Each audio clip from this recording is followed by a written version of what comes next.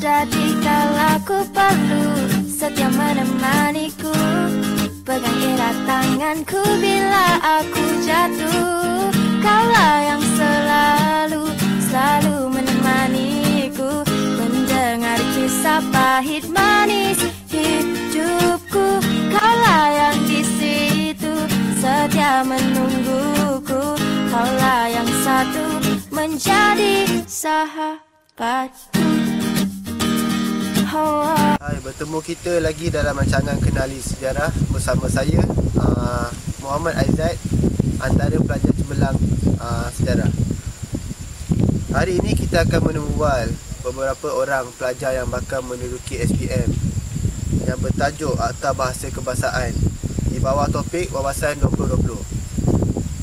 Akta Bahasa Kebangsaan ini ialah perkara 152 dalam Perlembagaan Malaysia telah memartabatkan bahasa Melayu sebagai bahasa kebangsaan negara kita untuk menjamin perpaduan rakyat. Bahasa Melayu dapat dimajukan melalui beberapa langkah, iaitu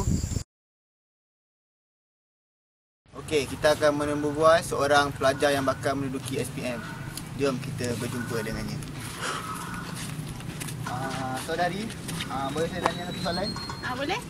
Apakah langkah-langkah untuk memajukan bahasa Melayu?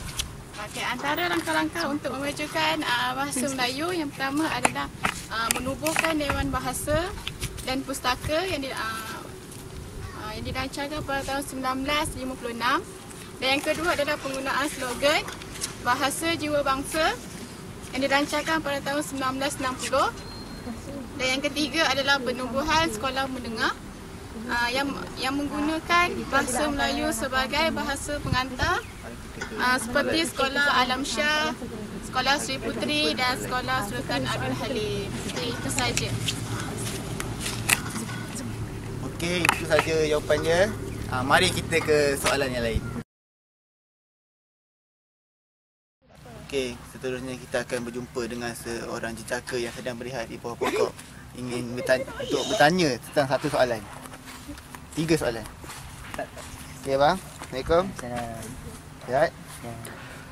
Saya kat sini nak tanya dalam beberapa soalan. Siapakah yang menubuhkan Dewan Bahasa dan Pustaka? Dan satu lagi soalan dia, bilakah ia ditubuhkan? Prof. Diraja Ungku Abdul Aziz menjadi pengarah DBP yang pertama. Dewan Bahasa dan Pustaka didirikan pada tahun 1956. Itu saja dah. Itu dia. Okey, satu lagi soalan. Apakah matlamat Dewan Bahasa dan Pustaka? Memperkaya dan memajukan bahasa kebangsaan. Memajukan bakat kesusasteraan, khususnya melalui penggunaan bahasa kebangsaan. Sajalah benar. Okey, itu saja jawapan yang diberikan oleh seorang pelajar yang bakal menduduki SPM yang bergelar Akmal, anak Samsul.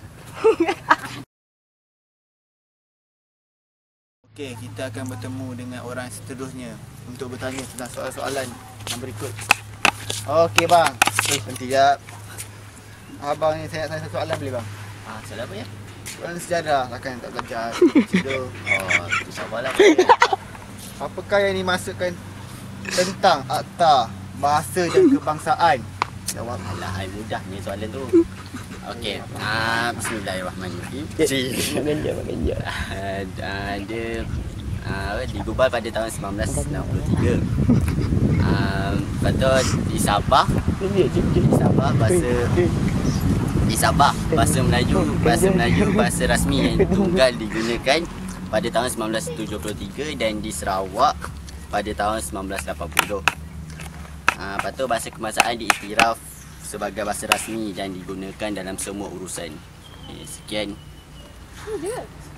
Okey, itu saja jawapan yang diberikan daripada Abang Ganjar. Bapak kau. Terima kasih. Itu saja untuk hari ini. Seterusnya kita akan bertemu dengan seorang saudari yang sedang berehat di bawah pokok, yang sedang study di bawah pokok, untuk tanyakan beberapa soalan. Okey, saudari. Assalamualaikum. Waalaikumsalam. Saya datang sini hanya untuk bertanyakan satu soalan mengenai sejarah. Okey. Apakah usaha untuk menggalakkan penggunaan bahasa Melayu? Okey, antara usaha untuk menggalakkan penggunaan bahasa Melayu adalah yang pertama, mengadakan Minggu Bahasa dan Bulan Bahasa di sekolah. Yang kedua, melancarkan cawangan kata bahasa jiwa bangsa di sekolah. Dan antara sekolah-sekolah yang telah menubuhkan cawangan kata ini adalah sekolah Sultan Abdul Halim di Jitra, Sekolah Alam Shah di Ceras dan Sekolah Kolam Air Sri Putri di Kuala Lumpur. Okey, itu saja.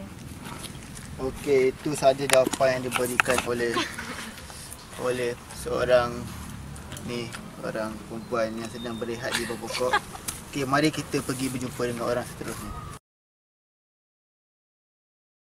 Akhir sekali kita akan menemu bual seorang pelajar yang bakal menduduki SPM.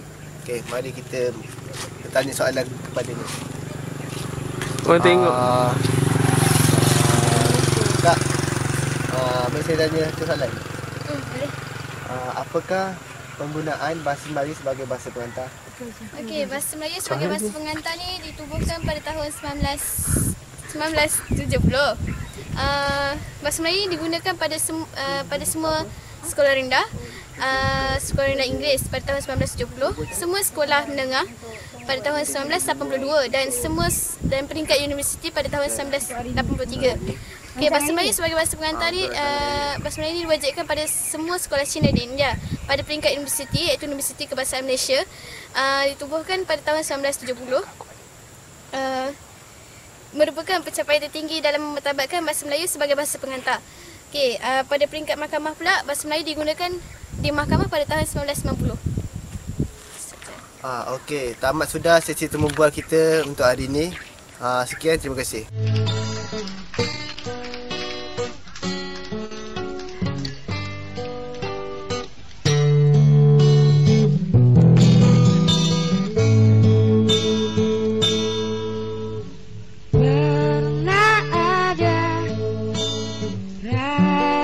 Cinta antara kita kini tinggal kenangan.